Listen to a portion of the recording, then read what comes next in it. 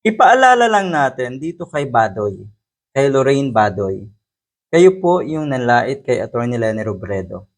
Kayo po yung nagmagaling na akala mo'y lamang ka sa isang Leni Robredo. Ang dami mong nilait. Nagmarunong ka ng sagad sa buto. Sagad ang pagmamarunong mo na akala mo talaga ay kaya mo lahat. Ang totoo niyan, ang mga sumusuporta sa iyo, Mr. Badoy, ay mga stupido rin, katulad mo.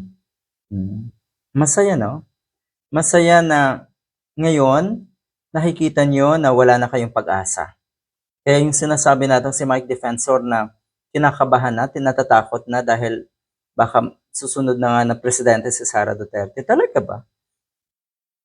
Kung titignan nyo ang totoong nangyayari, kayo ang dapat matakot dahil kayo yung may mga ginawang kawalanghiyaan at kabulastugan kasama yung mga puon nyo na sina Sara Duterte at si Digong. Kayo ang dapat matakot.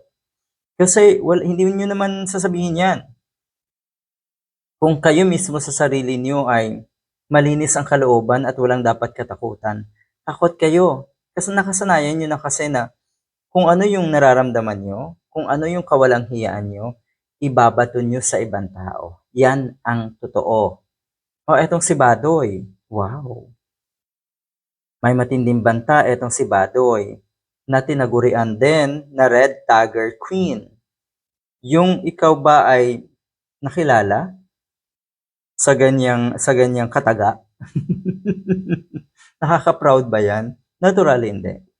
Yung ikaw ay, 'di ba, yung tipong ang tinitignan sa'yo or ang tingin sa'yo ng mga kababayan natin na nasa katinoan na may dunong ay kahiya-hiya, yung tingin sa'yo na kahiya-hiya yung mga ginagawa mo.